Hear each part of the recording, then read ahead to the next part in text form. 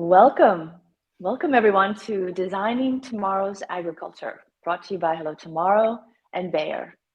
Today, you are going to get a sneak peek at some of the biggest deep tech trends for 2022. I'm Renita Calhorn, an executive coach who specializes in working with deep tech startups.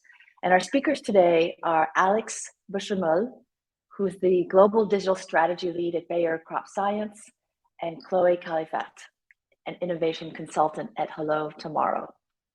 And you'll be hearing from them in a moment. But first, I'd like to share some background about Hello Tomorrow so you can put all of this in context. So Hello Tomorrow's mission is to act as a catalyst to accelerate the development of radical solutions that are focused on impact, nothing less than improving the health of humans and life on our planet. And that means leveraging two things: the power of deep tech and the collaboration of a global ecosystem to generate solutions for some of industry's biggest challenges and do it more quickly than traditional R&D can do. So Hello Tomorrow does this through a very synergistic model. So that global ecosystem of over 10,000 startups, VCs, and experts that they've cultivated over the years, that gives them direct access to the latest technologies and trends, as well as a diverse pool of expertise. And then they can bring this to their collaborations with industry leaders and helping them anticipate key trends and then build ventures to take advantage of high growth business opportunities. So here's a quick snapshot of the deep tech startups in their network. And as you can see, it's truly global. 128 countries are represented across 9 industry categories, from healthcare to food and agriculture to aerospace and advanced computing. And they're in various stages of maturity, from early proof of concept to all the way to commercialization in the market. On top of that, since 2017, Hello Tomorrow has been partnering with BCG to produce these very thoroughly researched reports on different aspects of deep tech, which you can download on the Hello Tomorrow website. You can see the link there. So this year, however, you're going to have even more access to webinars and reports throughout the year that will be showcasing 20 trends across 6 major themes that you can see here. So from food and agriculture, health, energy and environment, mobility, computation, and regenerative industries. So with that, let's dive into today's topic, which is designing tomorrow's agriculture. And just to set this up, I saw a staggering statistic, which is that by 2030, so in less than 10 years, the world's population is expected to grow by 1.2 billion to 8.5 billion people. And so we are going to need to find ways to dramatically increase our global food production. So on that note, let's start with you, Chloé, and perhaps you could share a bit about your background and what you're seeing as the top trends in food and agriculture. Of course, thank you so much, Renita, for this introduction. So I'm Chloé. I've been at Hello Tomorrow for the past 2 years, and I'm an agronomist by training. So it really is a real pleasure to be able to showcase those trends with you today. Like Renita said, we do have this very big community of entrepreneurs and innovation from which we grasp what we like to call those big trends. Last year, we evaluated about a bit more than 200 startups from our community, came up with a lot of different geographies, technologies, applications. We tried to sum them up in those 3 big trends. So those 3 big trends are as followed: taking care of our food from lab to fork, making cultured everything a reality, and a bit more transversal one, which is food systems as agents of sustainability in our global supply chain. So if I go back to the first one, taking care of our food, it is in a way the way in which we will tend to our crops and our livestock.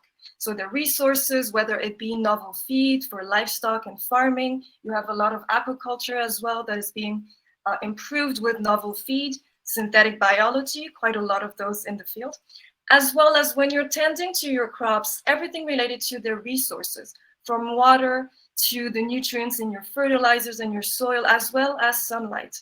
It's a way with which you will be able to take care of what you will eat. And in order to do so, I've talked a lot about synthetic biology, but you will have other applications, other technologies that will use AI, so artificial intelligence, monitoring devices such as sensors and the use of Internet of Things, and then even bigger with machinery, and at an even higher level, sometimes drones and even satellite imagery. So this is our first big trend.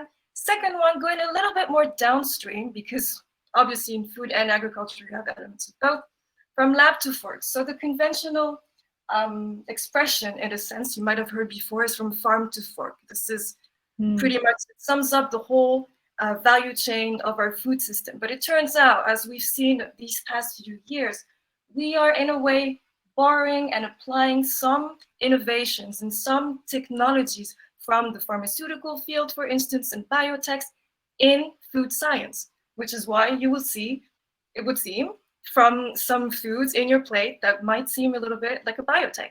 So from lab to fork. We've heard about cultured meat.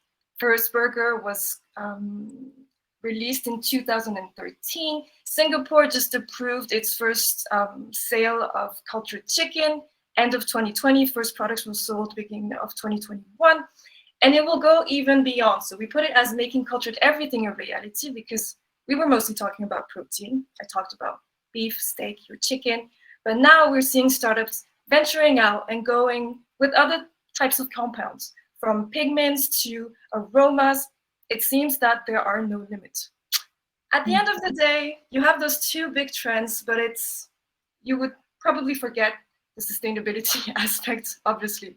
And there is something that is going even bigger. It's going to be even bigger. So as you know, food systems, considering that they impact absolutely everyone at a personal level, we all require food. We all require to sustain ourselves. We need to have those food systems as sustainable agents in our global supply chain. Every aspect of our value chains and of our food systems are subject to pollution, bad practices, and there is way to improve every step of that. And we've seen a lot of startups actively doing it, from waste upcycling to traceability. It's quite broad. So yeah, quite dense. Like I said, we had about a bit more than 200 applications, and we try to make sense out of all of those. So hopefully it is to you. Like you say, that's so broad. I wonder, is there a particular startup you could just share with us what they're doing in one of these trends? That I would not want to give priority to anyone, because I am very fond of what a lot of them I bet, like choosing one of your own children. Okay. Maybe the one that I would highlight right now would be either Crover. So Crover is a drone that is being used to monitor bulk ingredients. So usually you have drones in air, and this one actually does something which is quite amazing. The physics are quite outstanding. It's going into a silo and monitoring the grains there. So it is a way of having those food systems as agents of sustainability. It prevents from waste. It turns out, I quote Crover because we have our global challenge. They won the Food and Agriculture track last year. We like them very much. But if you would want to talk also about our food, I talked about machinery a bit before, and everything related perhaps to precision agriculture. We have a startup called Photenics based in the UK. And what they do is that they are able, with quite intense machinery, they're able to diagnose crops at a plant level, which is very interesting. Before, as a farmer, you would just go through your crop and just with your eyes kind of detect what's going on, if it's stressful, if it's impacted. Whereas now we're using digital enabled solutions to actually make sense of it and prevent farmers from having to do all of this work. So it's a bit of a glimpse.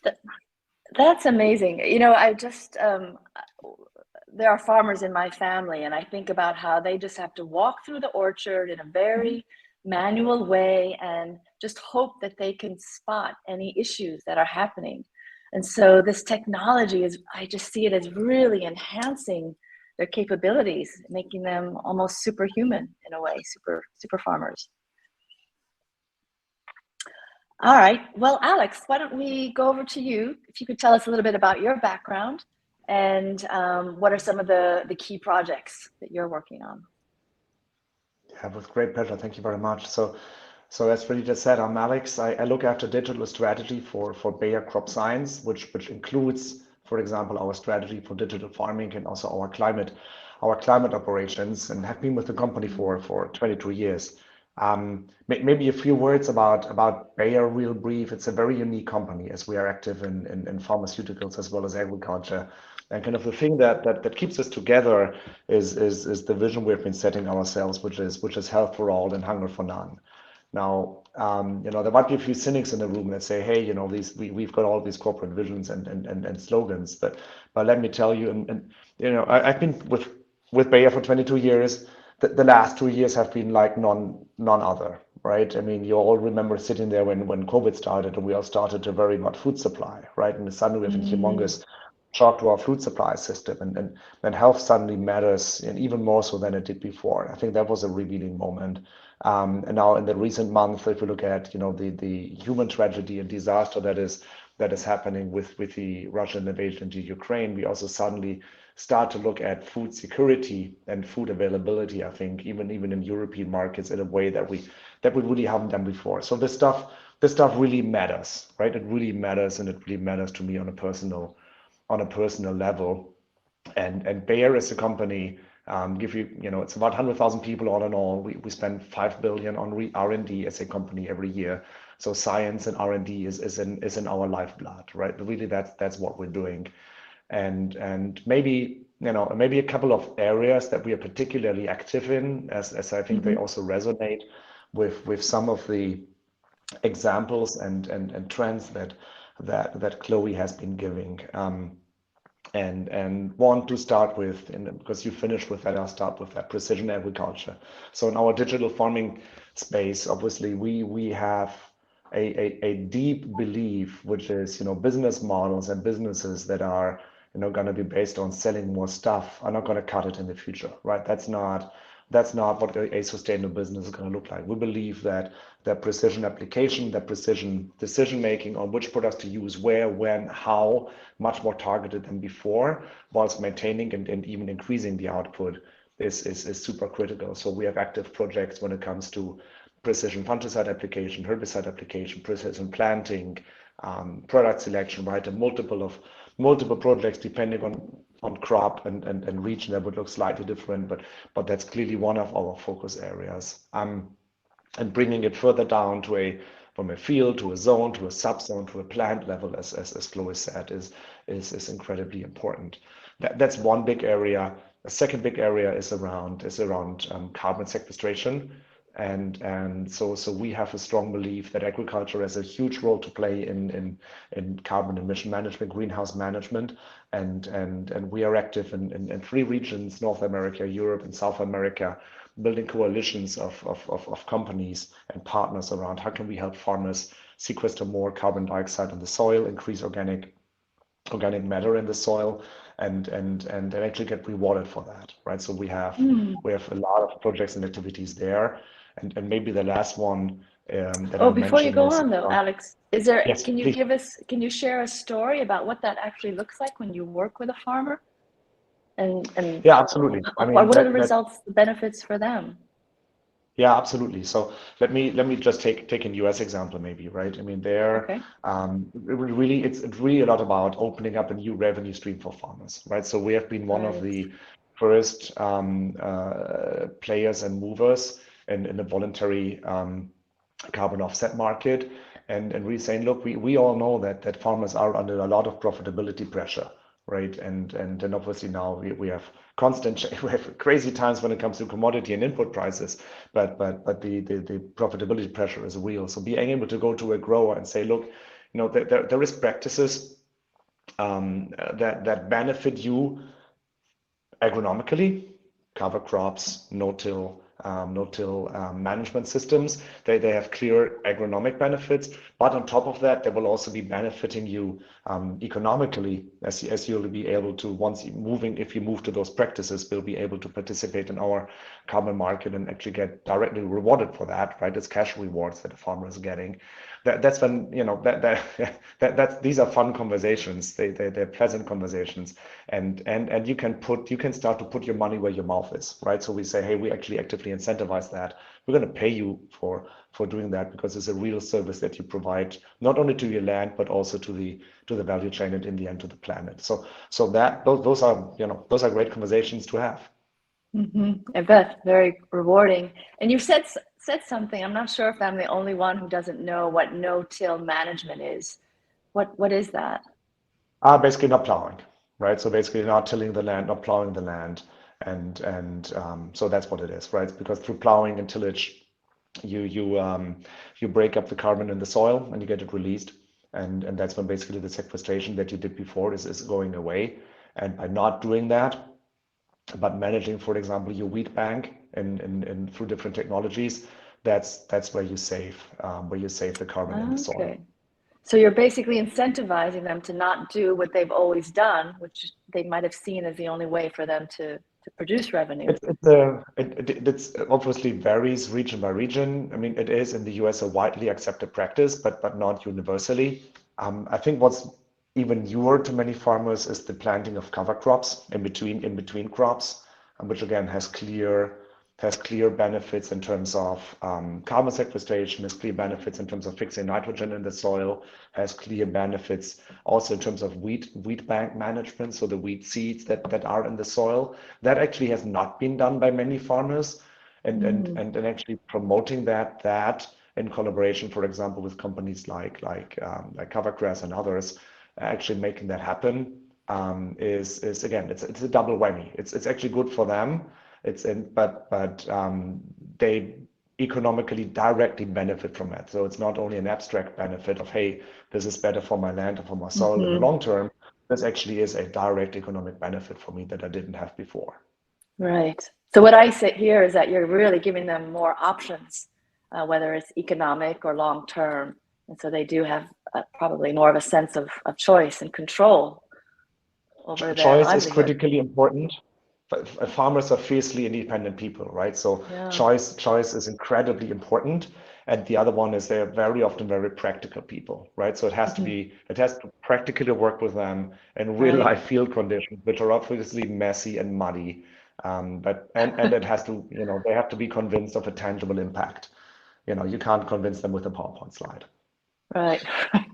So you were going to go on to a third point, but before you do that, perhaps, Chloe, was there anything you'd like to add to this topic?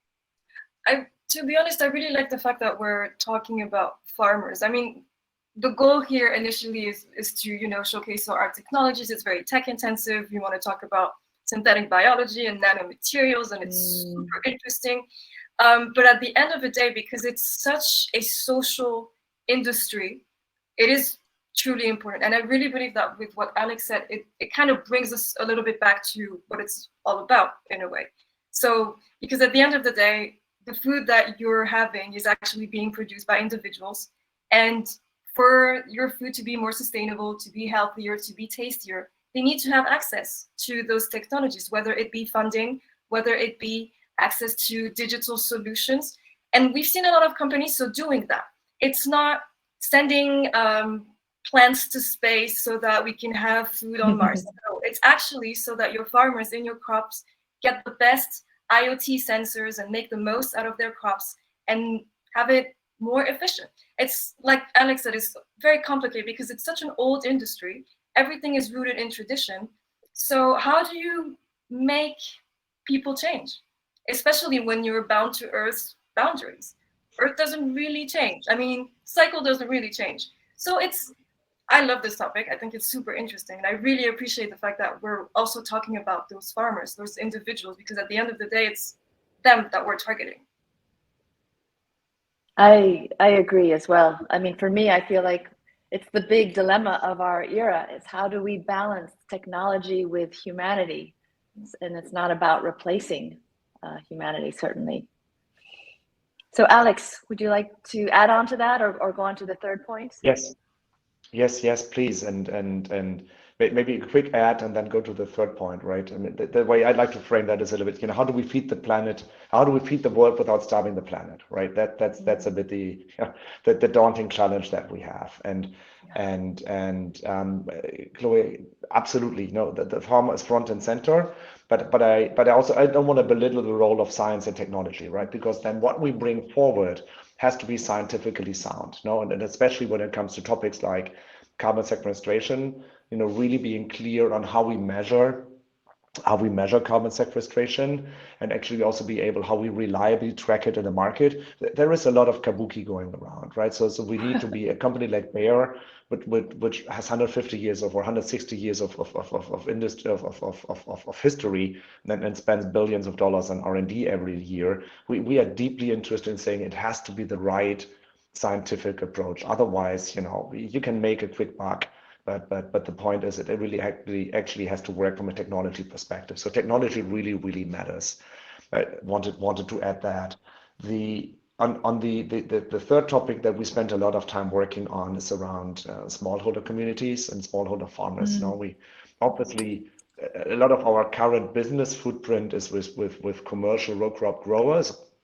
But in a future food system, enabling smallholders is going to be more and more is going to be critically important. And now, of course, they have a very different digital ecosystem, and often there is not a lot of data availability. And then obviously often they have, I don't want to simplify, but there is often different pain points, much more around access to finance, access to economic advice, access to products, access to markets. And we are actively building collaborations in India, Kenya, Southeast Asia. We say, how can we bring partners together to address these pain points and build an ecosystem of companies and start, for example, with providing through getting better information about the economic practices, help farmers get better access to financing, through improving their economic practices, help them improve their produce quality, which helps them access produce markets in a better way. And without digital, obviously that's not scalable, right? And that's where it fits into our digital strategy as well. That's a big focus area of ours as well. And why? Why do you see that as such an important focus? Again, going back to, how do we feed the world without starving the planet? It's a huge amount of the population and the population growth and the consumption growth of meat and commodities is going to be in areas where smallholder farming is the norm, right? And at the same time, you want to make sure you want to support social cohesiveness and livelihood for those farmers and their structures, right, and maintain rural structures. So I think that is the societal focus of that. If you look at it from our business objective, of course, it helps us to bring up to increase markets, right? And again, it's not about selling more of our stuff. It's about helping farmers to take the right decisions and give them access to markets so that they can make the right decisions and have more choice. So it's a win for us. And it can be a win for the farmer grower, but there is also clear societal benefits. And if we help these farming systems kind of leapfrog maybe also some of the practices of the past that we want to change, we actually help skipping some of the problems that we have generated in the past 20, 30 years. That would be huge, right? Just to skip some of the mistakes that have been made and move ahead to the more advanced technologies. Chloé, since you're so passionate about this topic, anything to add about the idea of smallholder farms? Have you seen any particular trends happening in terms of global or regional? So there are a lot of differences depending on the region. We would lie if we said that it was uniform. It's absolutely not. Leaders are mostly North America and Europe in terms of tech intensity, in terms of capacities, funding. The startups that it would seem, at least with the evaluation that we have for the global challenge, again, bear in mind that this is always our reference point here at Hello Tomorrow. They're the most advanced. They have the most support. However, it kind of goes back to what I was saying, and the fact that there are smallholder farmers, and it's such a social aspect, and we see that there's this emphasis on the fact that it is such a pillar to many communities, like what Alex was saying, and we're seeing technologies. So you're seeing tiny, I don't like to say tiny because it seems, I don't want it to seem bad, but you have very, very different types of innovations. When you're looking at smallholder farmers, if it's such a small community, but it's such a pillar aspect of the community, you're going to have some digital access, some monitoring capacities, even some marketplace. I've had a startup who was actively promoting a marketplace for tractors. I mean, this is how it happens. So obviously, it's extremely broad, extremely different, and it kind of showcases also the difficulties and the problems that every location has. But so yes, it's extremely broad. Mm-hmm. And I agree. If you're talking about impact, I mean, it has maybe in quantitative terms, it might not have such a large impact, but to impact a farmer and his ability to produce, and that how that affects his community and his family, I mean, it kind of has a disproportionate impact when you look at it from that point of view. Okay, so how about sustainability? And I see a question about climate change in the chat.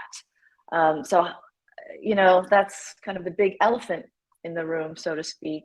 How does that play into your initiatives or your strategies? How you're working with farmers?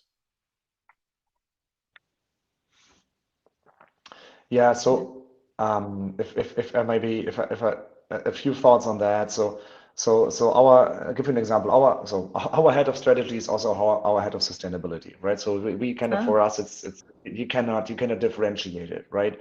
And it's part of our strategy. When we talk, I see two key opportunities in that space. One is climate change, and the other one is actually that maybe is not talked about enough as biodiversity loss, right? These are the two biggest threats to our planetary existence, right?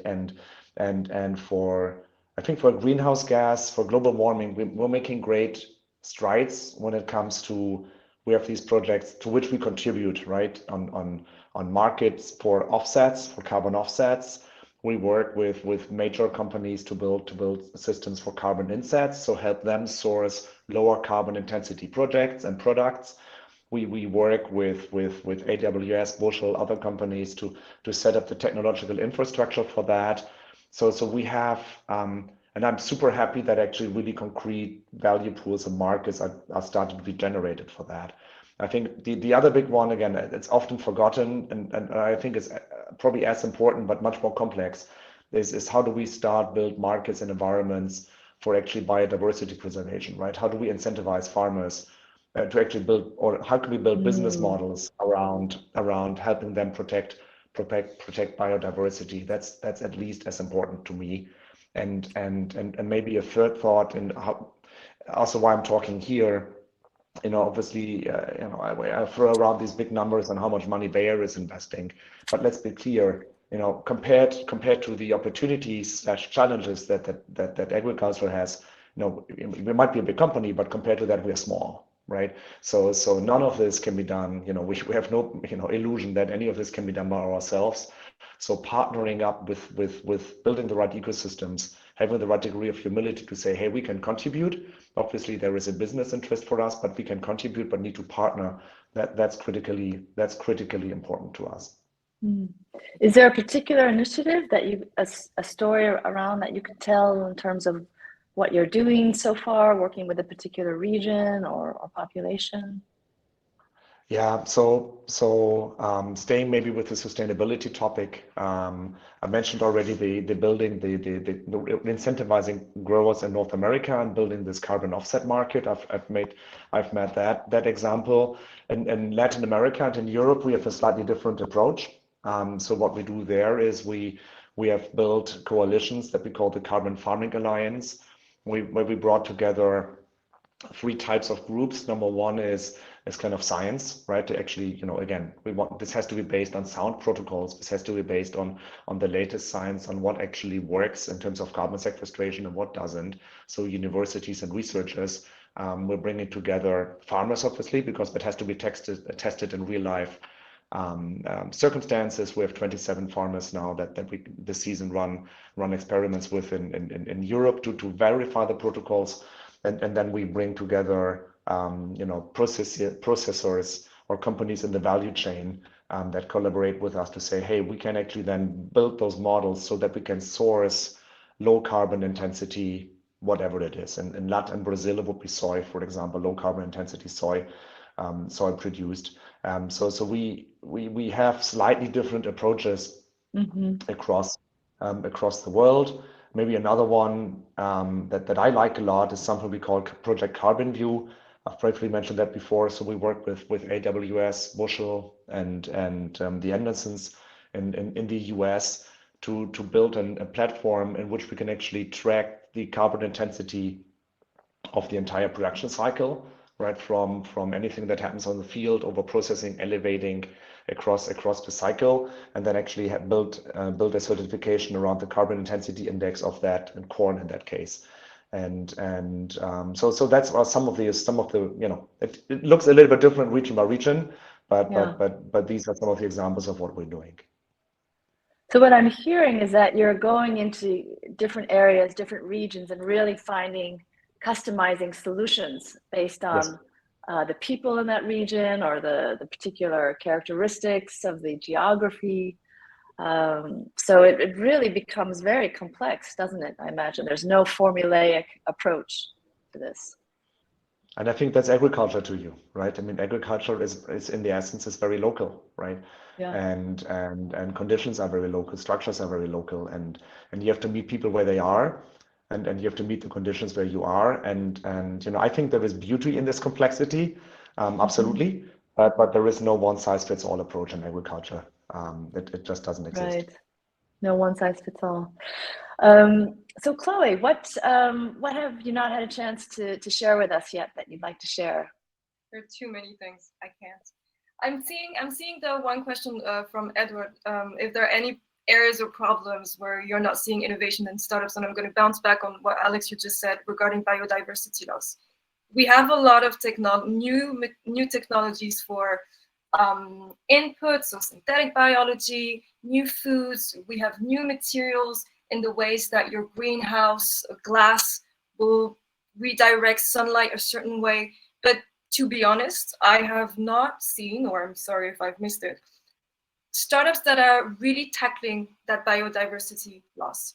Again, it's such a local and regional and global phenomenon. So every region should have a specificity towards that. But it is true that today, I believe that in terms of agriculture and agricultural startups, we're lacking this aspect. There are a little bit of incentives, especially regarding carbon and soil health. So soil health is a precursor of biodiversity. It's very important, and we're just starting to see some initiatives around that. You have new seed coatings that are increasing the microbial content of soil. It's just starting. It's very promising, but it's not there yet. And I agree with the fact that this actually is probably missing today. So yeah, that's probably my last take. Yeah. All right. Let me just take a quick look at the questions. Katja has quite a specific question. I'll ask it, and either one of you can answer in terms of reducing fertilizers and increasing organic fertilizer. So again, going back to sort of the smallholder perspective. So it depends. I mean, I'm thinking perhaps this is I see the question, the current business model. So maybe your buyer will have a very different answer. It really depends. Regarding the different types of fertilizers that you can see, everything related to precision agriculture today, the way in which you can monitor and understand your crop at a level that you've never really been able to before, is a way, in a sense, to have more precise fertilizing methods, and it's a bit more sustainable. In terms of organic fertilizer, organic is quite a broad term, but something that we can see and that also is included in every sustainability aspect is the fact that you're having a lot of waste that is being recycled and upcycled into fertilizers. This is quite a crowded ecosystem right now, on the contrary, from biodiversity. So yeah, for in terms of targets, it's a worldwide thing. It doesn't really depend on the crop. Any type of crop is going to have this fertilizer issue. But so yes, it's there are a lot of different innovations in the field, depending on where you are. But it's global, a global issue. Right. And that really goes back to taking care of our food, doesn't it? Mm-hmm. That's the soil that they grow up in. Is that a new question? I guess, and that was okay. There's a new one there about soil health, mycelation of soil, and a French startup is developing that technology. So I don't have that startup in my database. I suggest that they apply to the global challenge that's going to open up real soon. But yes, indeed, there are different initiatives, and one of them could be having fungi and mycelation, I'm sorry if it's not the right pronunciation, to increase diversity in the soil and increase soil health. I mean, it's still very limited. It's startups, maybe a handful of startups working that are legit, I would say, on the project. Mm-hmm. So yes, it's very interesting. If you know them, you can tell them to apply. Excellent. I mean, what I'm getting out of this is that there's just so many angles to which or from which we can approach redesigning how we do agriculture, whether it's the soil, whether it's the health of plants, whether it's the human element, which to me is very hopeful. It means that we haven't tried everything. We haven't exhausted our options. We have many possibilities ahead of us. And it's just a matter of having the energy and the collaboration to explore them. So I think we'll close there. I'd like to give each of you a chance just to say some final words. Alex, is there something that you'd like to share with the group? I think it's very diverse. We've got over 100 people on the call. So it is, and maybe the only thing I'll close with, I mean, this really, really, really matters, right? So I hope there is also people on the call that are working actively on some of the problems we've been talking about. And for me, I'm hard pressed to think about areas in which innovation could matter more, right? So anybody here in this call who's doing that, a big thank you, and a call for just any energy that you can get for that. I think it's well invested, and we love to partner and collaborate. So that is important to us. So thanks for the opportunity to talk about these topics here. Absolutely, it does matter, doesn't it, Chloe? It does. I've been convinced since I was a child. So yes, we all should be convinced. It should be got to us at school. Something that's also quite important in there is education. And the fact that everyone needs to be educated on the topic, whether you are a farmer or a consumer or producing an end product. So yes, absolutely. It is an extremely complex system that we desperately need. So we're on the right path. It's very promising. It's very exciting, but there's still work to do, but we're getting there. Excellent. So we'll close there. Thank you, everybody, for joining us. We will be having part 2 of this discussion, focusing more on food. Is that correct, Chloe? Yes, absolutely. In the next month. So stay tuned for that. And thanks to both of you, Chloe and Alex, for joining us. Thank you, Renita. Thank you very much. Thank you.